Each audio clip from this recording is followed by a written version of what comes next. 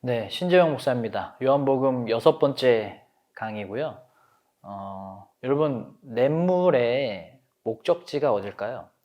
모든 냇물은 어디를 목표로 흘러갈까요? 저는 충남 서천군에서 살았거든요. 거기 바닷가가 있어요. 우리 동네에 바닷가가 있는데 냇물 하나가 그 동네를 한강이 서울을 관통하는 것처럼 냇물 하나가 저희 동네를 이렇게 관통을 하면서 흘러요. 제가 초등학교 옆에도 흐르는데 제가 초등학교 때 학교 끝나면 종이배 같은 거 접어서 그 냇물에 띄어요. 그리고 이제 그거랑 같이 그거 어디까지 가나 하면서 집에 같이 가게 되는데 어느 날은 한번 얘가 어디까지 가나? 집을 지나쳐서 아주 끝까지 가본 적이 있어요. 그런데 바닷가까지 가더라고요. 바다에 도착하지는 못했지만 바다에 보일 정도까지 가더라고. 그래서 그때 처음 알았어요. 아, 이 냇물이 흘러서 바다까지 가는구나. 이때 처음 알게 됐어요. 만약에 여러분 그 냇물이 바다로 흘러가지 않았다면, 도중에 멈췄다면 어떻게 됐을까요? 대류에 합류하지 못하는 지류는 소멸될 수밖에 없습니다. 그렇죠? 고인물이 돼버리고 바다에 이르지 못한 물줄기는 메마르거나 썩어버리거나 둘 중에 하나일 거예요. 그러니까 모든 작은 지류들이 살아남으려면 어떻게 해야 돼요? 대류에 합류하는 수밖에 없어요. 지류에 머물러 있으면 죽은 물이 되는 거예요. 우리의 삶도 마찬가지입니다. 우리 한 명 한 명은 다 하나의 지류들이에요. 지류. 그래서 대류에 합류해야만 제대로 살아갈 수가 있어요. 대류에 합류해야만 더 큰 바다를 만날 수 있고 더 좋은 삶을 살 수가 있는 거예요. 모든 축구 선수들이 합류하고 싶은 대류는 어딜까요? 축구 국가대표팀이겠죠. 그러면 그 축구 국가대표팀이 합류하고 싶은 대류는 어딜까요? 월드컵이라는 큰 흐름이겠죠. 그러면 월드컵에 합류를 했어요. 그러면 어디에 또 합류를 하고 싶어 할까요? 16강이라는 그 대류, 그 흐름에 또 합류하고 싶어 할 거예요. 좋은 각본의 드라마가 있으면 배우라는 지류는 그 드라마에 합류하기 위해서, 그 드라마라는 대류에 합류하기 위해서 노력할 겁니다. 그래야 잊혀지지 않으니까. 그래야 인기가 소멸되지 않고 고인물이 되지 않을 수가 있으니까요. 요즘 이 대류를 탄 사람들을 대세라고 부르죠. 막 부동산 TV나 주식 TV 같은 거 보면은 어디가 대세인지도 알려주기도 하고요. 군대에서 행군할 때 그 행군의 행렬에 빠지는 사람을 나고자라고 해요. 벗어나면 나고라고도 합니다. 많은 사람들의 삶의 목표가 이 대류에 낙오되지 않는 거예요. 합류하는 거. 그러면 여러분이 합류하고 싶은 대류는 어디신가요? 어떤 공동체, 어떤 라인, 어디 소속, 어떤 삶을 살고 싶으세요? 많은 사람들이 새해라는 대류를 타서 새롭게 하려고 하는 사람들이 많죠. 새해가 되면 이 새해라는 대류에 나를 던져서 올해는 좀 건강하게 살아보자. 올해는 좀 살을 좀 빼보자. 이번엔 좀 책을 많이 읽어보자. 새해라는 대류를 타서 내가 좀 더 새로워지기를 원하면서 그렇게 살아가는 사람들도 있습니다. 오늘 우리가 요한복음 2장을 중심으로 볼 텐데, 요한복음 2장에는 특히 가나 혼인잔치에는 우리가 진짜 합류해야 할, 우리를 새롭게 해줄, 우리를 생존하게 해줄, 그리고 우리에게 생명을 줄 그 진짜 대류가 등장을 합니다. 우리가 생일 때 미역국 먹잖아요. 그리고 생일 파티 때는 꼭 케이크 이렇게 먹잖아요. 생일 케이크. 그것처럼 2000년 전에 유대인들의 결혼식에도 꼭 필요한 음식이 있었어요. 그게 뭐냐면 포도주입니다. 포도주는 유대인들이 식사 때도 자주 먹었는데 결혼식 때는 더 중요했어요. 그런데 예수님이 그 참여하신 그 결혼 혼인잔치에 포도주가 다 떨어진 겁니다. 그 중요한 음식이 떨어진 거예요. 제가 예전에 그 대학 선배가 결혼식을 해서 갔었는데 결혼 음식이 양을 잘못 이렇게 준비했는지 떨어진 거예요. 줄 서 있는데 음식이 다 떨어졌대요. 신랑 아버지를 보니까 너무 당황해 하신 거예요. 그래서 결국에 어떻게 했냐면 그 봉투에다가 돈 몇만 원씩 이렇게 넣어가지고 못 드신 분 다 드시라고 하나씩 나눠 드리더라고요. 그러니까 여러분도 혼주인데 그런 상황이었다면 아마 똑같이 하셨을 거예요. 진짜 당황스러웠을 거예요. 손님은 있는데 드릴 음식이 없다. 진짜 낭패죠. 난처한 상황이죠. 유대 문화는요, 정말 체면을 중요히 여겼던 문화거든요. 그런데 그 문화 속에서 결혼식이 또 일주일 동안 합니다. 우리는 하루 하지만 일주일 동안 축제가 벌어져야 되는데 포도주가 끊겼다? 이 축제가 망할 수밖에 없는 상황인 거예요. 정말 난처했을 수밖에 없는 상황인 겁니다. 축하하러 온 사람들한테도 예의도 아니었을 거고요. 잔치에 위기가 온 겁니다. 그런데 예수님이 그때 등장하세요. 예수님이 등장하셔서 뭘 하시냐면 돌 항아리 6개가 있었는데 거기에 물을 가득 담아서 그 물을 포도주로 바꾸셨습니다. 이 돌 항아리에 우리가 타야 할 대류의 비밀이 담겨 있습니다. 요한복음 2장 6절 보면요. 거기에 유대인의 정결 예식을 따라 두세 통 드는 돌 항아리 6이 놓였는지라. 이 돌 항아리는 유대인들의 정결 예식에 따라서 율법을 지키기 위해서 놓여져 있었던 거예요. 그 당시에 유대교의 대류는 뭐였을까요? 율법이었어요. 이 율법을 제대로 타면 타지 않으면 나고자인 거예요. 타지 않으면 죄인인 거예요. 타면 정결한 자, 거룩한 자라고 될 수가 있고요. 대류를 이 율법을 타지 않으면 낙오된 자, 죄인, 불결한 자, 따돌림 당하고 그렇게 무시당할 수밖에 없었습니다. 그러니까 율법이 차별의 도구였던 거예요.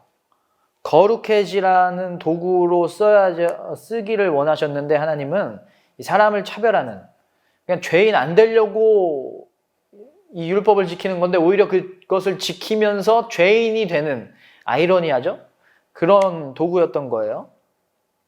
그러니까 율법은 그 당시에 이분법으로 모든 걸 다 나눴었거든요. 정결한가? 아니면 부정한가? 거룩한가? 아니면 더러운가? 사람도 그렇게 나눴고요. 먹는 것도 그렇게 나눴습니다. 그래서 부정한 병에 걸리거나 부정한 것을 만지거나 부정한 사람을 만져도 내가 그 부정함이 나한테 전염된다라고 생각했어요. 만지면 안 되는 거였어요. 만졌으면 뭔가 해결을 조치를 취해야만 했습니다.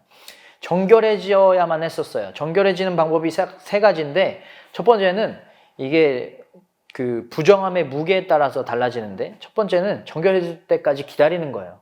그냥 기다리면 자연적으로 사라진다. 두 번째는 물로 씻는 겁니다. 세 번째는 피와 불로 시체를 태우고 피를 내서 제사를 드리는 거였어요. 이렇게 무게에 따라서 점점 이렇게 정결해지는 방법이 달라지는데 사람들이 밖에 있다가 집에 왔어요? 그러면 나도 모르게 부정한 물건을 만졌을 수도 있고 부정한 사람을 만졌을 수도 있고 부정한 사람을 만진 사람을 만졌을 수도 있잖아요. 나도 모르게. 그러니까 집에 돌아와서 식사를 하기 전에는 정결해져야만 했었던 거예요. 그래서 손을 씻었습니다. 오늘 말씀에 나오는 그 돌 항아리가 손 씻는 물이었던 거예요. 손을 씻어야 정결해져야 우리와 같이 식사할 수 있어. 우리와 함께 할 수 있어. 우리와 함께 포도주 먹을 수 있는 거야. 라는 어떤 자격이 주어지는 거였어요. 랍비 아키바라는 사람이 있었는데 이 사람이 감옥에 갇혔습니다. 이런 말을 했습니다.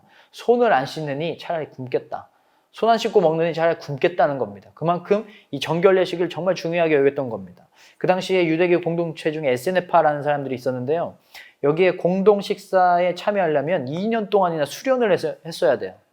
1년 동안은 신명기를 외워야 되고 합격하면 정결 목욕에 참여할 수 있는 자격이 생기고 그 다음에 또 이사야를 외워야 되고 시편을 외워서 합격하면 그제서야 공동 식사, 같이 밥 먹고 같이 포도주 마실 수 있는 자격이 생기는 거예요. 그만큼 자격이 있어야 함께 식사할 수 있다. 자격이 없으면 우리와 함께 할 수 없다. 우리와 다르다라는 거예요. 이 정결 예식이라는 게 우리와 다르다, 구분 짓는 겁니다. 그래서 이 오늘 말씀에 나오는 이 돌 항아리는 사람을 차별하고 하나님께 버림받은 자라고, 상대할 가치가 없는 자라고 사람을 무시하고 차별했던, 너는 이 대류에 들어올 자격이 없어 라고 선을 그어버리는 이 낡은 유대교를 상징하는 거였던 거예요. 그런데 예수님이 정말 멋진 일을 하시죠. 그 유대교의 상징인 항아리의 물을 가득 채우라고 하신 다음에 포도주로 만드신 거예요. 그러니까 손 씻는 중간 단계를 예수님이 없애신 거예요. 야, 손 안 씻어도 돼.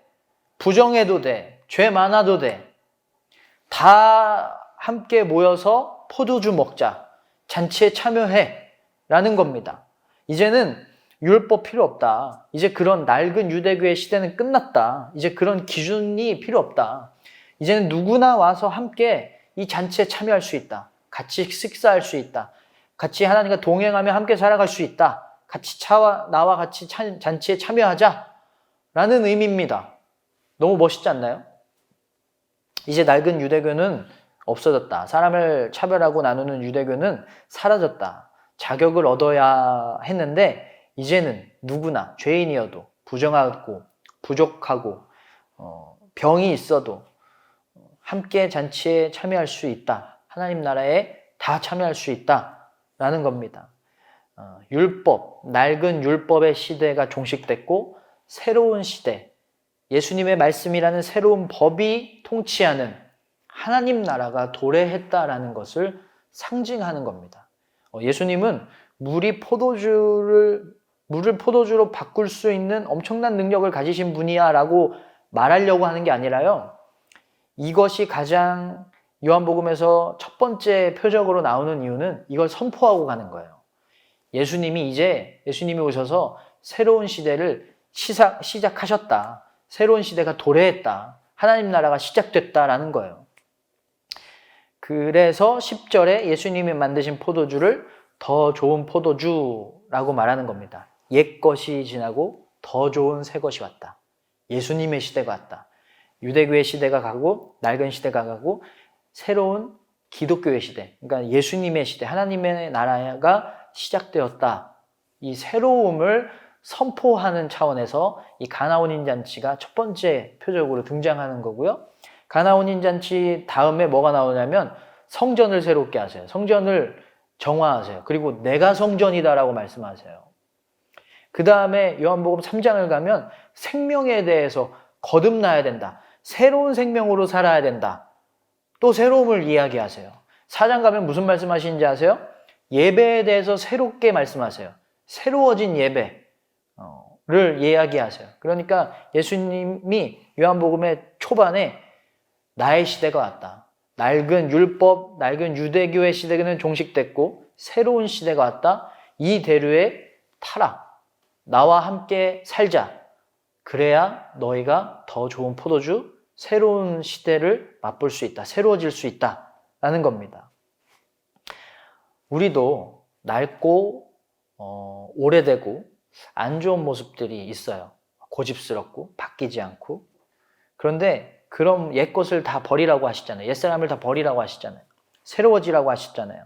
우리가 새롭게 변하려면 어떤 세상의 어떤 대류를 활용하는 게 아니라 뭐 세해 아니면 어떤 공동체, 저기가 대류야, 저기가 대세야, 저길 가야 돼, 이게 아니라 거길 가야 우리가 살아남고 거길 가야 우리가 새로워지고 우리가 나아지는 것이 아니라 우리를 항상 새롭게 하시는 예수님이라는 대류에 우리가 합류해야 더 좋은 포도주로 새로워질 수 있다는 겁니다. 예수님이라는 대류에 합류해야만 하는 것입니다. 예수님이 걸어가신 길을 우리도 똑같이 걸어가야 되는 거예요. 예수님이 걸어가신 그 십자가의 길 우리도 따라가야 되는 거예요. 따라가다 보면 힘들고 넘어지고 오르막도 있고 자갈길도 있을 수가 있습니다. 하지만 그 길만이 우리를 새롭게 하는 대류라는 것을 정말 굳건히 믿고 그 말씀대로 살아가는 삶을 살아야만 하는 것이죠. 그러면 어떻게 그 대류에 합류할 수가 있을까요? 어떻게 물과 같은 삶에서 더 좋은 포도주와 같은 삶을 살 수가 있을까요? 19세기에 영국의 유명한 바이런이라는 시인이 있었는데 이 사람이 대학교 때 케임브리지에서 기말고사를 보는데 문제가 이거였대요. 요한복음의 2장에 나오는 예수께서 물을 포도주로 만드신 기적이 상징하는 신학적인 의미를 기술하시오. 바이런은 시험 내내 아무것도 안 쓰고 있다가 시험이 끝나기 직전에 시 한 편을 쓰고 나가버렸대요. 그리고 최고점을 받았다고 합니다. 이렇게 썼습니다. 시 한 줄짜리 시가 물이 그 주인을 만나니 얼굴이 붉어졌더라. 오늘 말씀 5절, 오늘 2장, 요한복음 2장 5절 말씀을 보면 마리아가 하인들한테 이렇게 말합니다. 너희에게 무슨 말씀을 하시든지 그대로 하라. 바이런의 시에서 물은 예수님이 누군지 알고 있었어요. 주인이라는 걸 알고 있었어요. 하인은 자신의 생각대로 행하면 안 됩니다. 주인의 말을 따라서 순종할 뿐이에요. 마리아는 하인들에게 예수님이 무슨 말씀을 하시든지 그대로 해야 된다라고 말을 했습니다. 순종하라는 겁니다. 그리고 하인들은 예수님의 말씀에 순종을 했습니다. 순종했더니 물이 포도주가 됐던 겁니다. 제가 생각을 해봤어요. 그러면 물이 포도주가 된 시점이 언제였을까? 이야기를 보면 예수님이 항아리에 물을 가득 채우라고 했어요. 그래서 가득 채웁니다. 그 다음에 물을 떠서 사람들에게 갖다 주라고 했어요. 자, 여러분 여기에서 어느 시점, 어느 타이밍에 물이 포도주가 됐을까요? 저는 이건 그냥 신앙적인 상상으로 해본 건데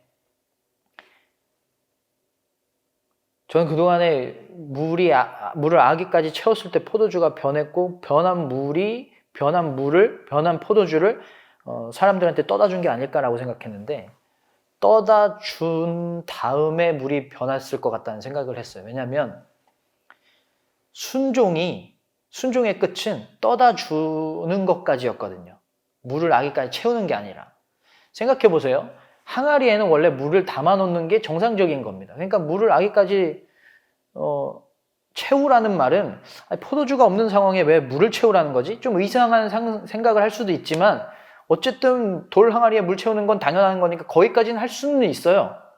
어떻게든 할 수는 있었을 것 같아요. 물 채우는 건. 그런데 그 물을 포도주가 없어서 지금 우왕좌왕하고 있는 그 잔치에 있는 상황에서 떠다 주래요. 떠다 줬다가 나 망신당하는 거 아니야? 나 혼나는 거 아니야? 나 잘리는 거 아니야? 라고 하인들이 분명히 생각했을 거예요. 그런데 거기까지 순종을 했던 거죠. 그리고 그 순종 때문에 그 순종의 끝에 기적이 일어났다고 저는 생각을 해봤습니다. 순종은요 2가지예요. 우리가 하기 쉬운 순종, 우리가 하기 어려운 순종. 어디까지 해야 될까요? 하기 어려운 순종까지 해야 돼요. 끝까지 해야 돼요. 그래야 우리의 삶이 더 좋은 포도주가 될 수가 있어요. 물이 아니라 더 좋은 포도주가 될 수 있는 겁니다. 그렇지 않으면 우리는 여전히 낡고 익숙한 삶을 살아갈 수밖에 없어요. 고인물이 되는 거예요. 썩어버릴 수밖에 없겠죠. 제대로 살 수밖에 없겠죠. 낡고 익숙한 율법의 시대를 전혀 새로운 예수님의 시대로 바꾸신 것처럼 우리도 우리의 익숙한 것들, 나의 익숙한 삶의 방식들, 어떤 사고들, 어떤 고집들, 나의 익숙한 경험들 다 버리고 끝까지 하나님의 말씀대로 살려고 내 생각들을 하나님의 마음으로 바꾸고 하나님의 생각으로 바꾸고 하나님의 말씀으로 내 삶을 익숙한 것들을 다 바꾸는 거예요. 돌 항아리에 물이 텅 비어 있었던 것처럼 내 생각들을 다 비우고 예수님이 주시는 말씀들로 채워 넣는 겁니다. 그리고 순종하는 겁니다.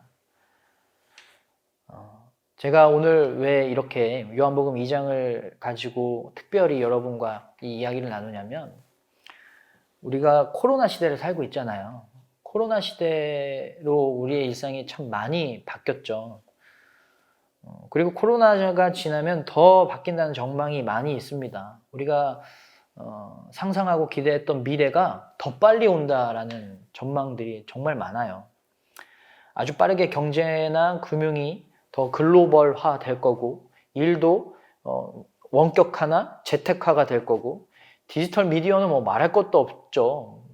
엄청 발전을 할 거고 또 5G나 AI의 시대가 더 빨리 올 거래요. 위기도 온대요. 금융이나 어떤 경제적 위기도 올 거고요. 빨리 변하지 못하는 기업이나 사업체들은 망하게 될 거고요. 의학도 예방학, 전염병을 예방하는 예방학이라는 것도 아주 더 성행을 하게 될 거래요. 그래서 잘 대비하고 빨리 준비를 해야 된다라는 게 모든 미래학자들의 똑같은 목소리입니다. 그런데 정말 새로워진다라는 건 예수님의 말씀대로 살아야 새로워지는 거예요. 코로나 이후를 대비해서 이렇게 준비해야 된다고 해요. 그래야 새로워진다라고 얘기를 해요. 코로나를 지나고 새롭게 변해야 된다라고 많이 얘기해요. 많이 들어보셨죠? 그런데 진짜 변화는요, 코로나가 대류가 아니라, 코로나 이후에 변하는 그런 세상이 대류가 아니라 하나님의 말씀이 대류예요. 순종해야 우리가 합류할 수가 있습니다. 미래학자들이 말하는 삶을 준비하는 게 아니라 예수님이 말씀하시는 대로 그 삶이 변해야 더 좋은 포도주가 될 수 있는 겁니다. 우리가 코로나 시대를 살면서 우리의 삶을 더 좋게 변화시키려면, 더 새로워지려면 예수님의 말씀대로 변하는 겁니다. 우리는 그동안에 율법주의자들처럼 너무 낡은 생각들, 낡은 경험들로 살았습니다. 변화를 두려워했어요. 율법의 정결례식에 따른 손 씻는 항아리가 있었던 것처럼, 그게 율법 시대를 상징했던 것처럼 우리는 코로나 시대, 손 씻는 시대를 살고 있어요. 이 시대가 끝나면 우리가 정말 새롭게 변해야 되만 하는데, 그래야 더 나아질 수 있는데, 안 그러면 도태될 텐데, 많은 학자들은 뭐 이렇게 변해라고 하지만 우리가 진짜 새로워지려면 예수님의 말씀대로 살아가는 것밖에 없습니다. 예수님의 가치가 이 코로나라는 위기를 이길 수 있는 유일한 방법일 수밖에 없어요. 예수님의 마음이 내 마음 되는 것밖에 없어요. 그래서 예수님의 생각이 우리의 대류가 되어야 되고요. 예수님의 계획이 우리의 대류가 되어야만 합니다. 나의 고집들, 나의 계획들 다 예수님의 뜻과 예수님의 계획으로 바뀌어야만 우리는 새롭게 변화될 수가 있습니다. 강은 냇물을 가려받지 않아요. 냇물이 더럽든지 깨끗하든지, 그 냇물이 차갑든지, 그 냇물이 많든지 적든지, 냇물이 뜨겁든지, 냇물이 오염되었든지, 흙탕물이든 뭐 어떤 냇물이든 강은 냇물을 마다하지 않아요. 다 받아요.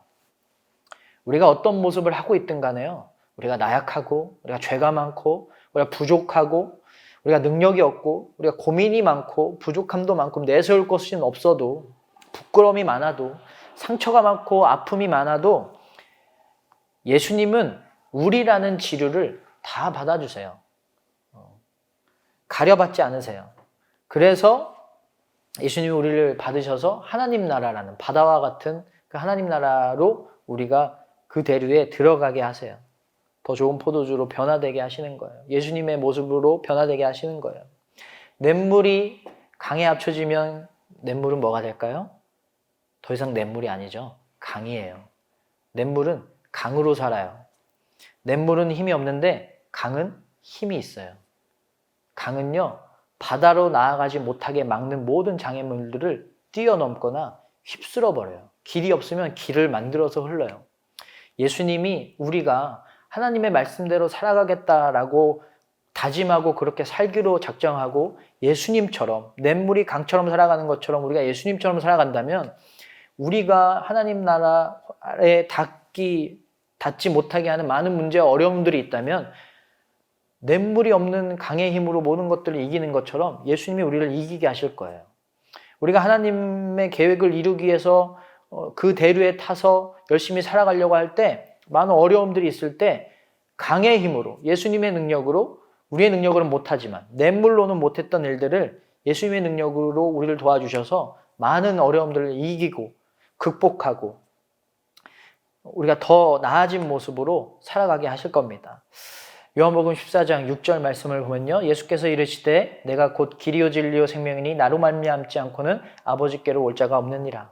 우리가 그렇게 예수님 말씀 따라, 예수님의 삶을 따라 합류해서 살아가는 자가 된다면, 그렇게 지루였다가 예수님에 합류하면 하나님 나라, 하나님께 닿게 되는, 하나님이라는 정말 큰 바다와 같은 그 대류에 합류할 수 있는 삶을 살아갈 수가 있는 것입니다. 깊은 곳에 그물을 던지라고 하셨을 때 그 말씀에 순종했던 어부 베드로는 제자 베드로가 됐습니다. 물이 더 좋은 포도주가 됐어요. 바로 왕에게 나아가라는 말씀에 순종한 도망자 모세는요, 위대한 지도자 모세로 변했어요. 더 좋은 포도주가 됐어요. 내가 지시하는 땅으로 나아가라는 말씀에 순종했던 아브라함은 그 말씀이라는 대류를 탔고 믿음의 아버지 아브라함이라는 그런 믿음의 조상이 됐습니다. 더 좋은 포도주가 됐어요. 여러분, 말씀대로 살아야만 합니다.